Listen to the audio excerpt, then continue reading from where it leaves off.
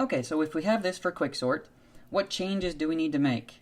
Well, I'm going to call this rselect for randomized selection. I'm going to call it that instead of quick select, even though I'm using both terms interchangeably here.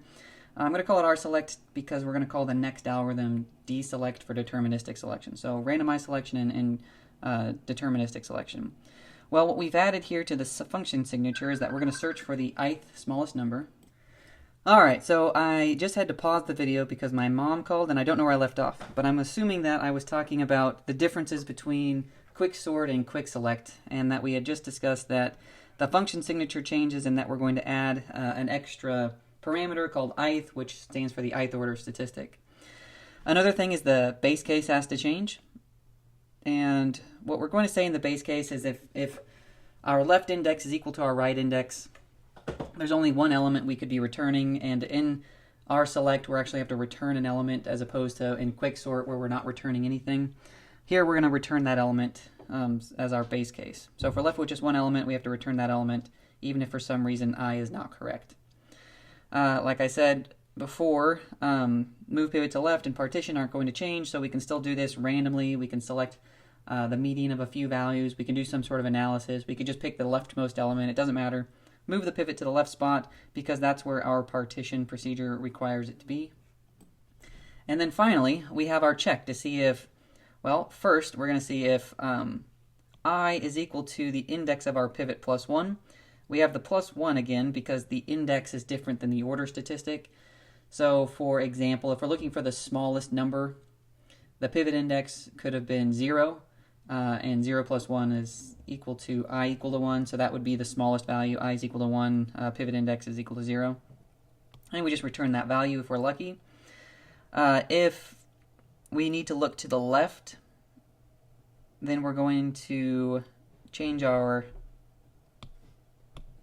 upper bound. So if we're going from left index up to pivot index instead of up to right index. And if we need to look to the right of it because I is greater than the index of the pivot, then we change our lower index. Otherwise, those are very similar. So if I look at the two recursive calls here, I have left index plus 1 right index. Exact same thing here, except for now we're adding this ith, and we've got to return if we found the ith order statistic. So this algorithm, you could take your code from quicksort and just make those really minor changes, and now you've got an algorithm for finding the ith order statistic.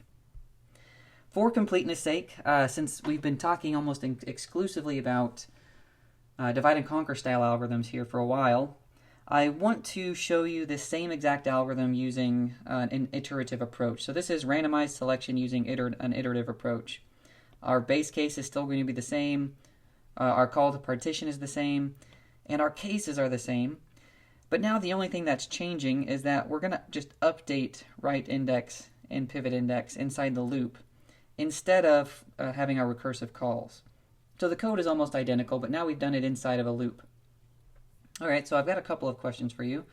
The first is, do you expect any differences in the running time of the iterative version versus the one we just looked at with these changes?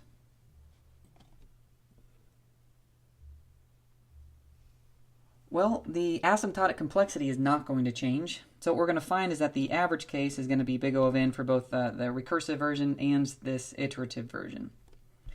Practically speaking, though, which algorithm, or implementation actually, not algorithm, but which implementation, the iterative or the divide and conquer, would you expect has a faster running time, a better performance?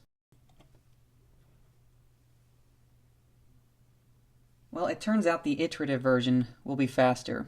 A little less intuitive to look at, a little less intuitive to analyze, but it's practically faster because all we're doing is we're changing some values here inside the loop, whereas in the recursive version, we have these recursive function calls. So you can think of this as increasing the call stack. You've got all sorts of extra machinery that has to go on behind the scenes to call a function. Alright, so in the next video we'll start looking at the running time of quickselect.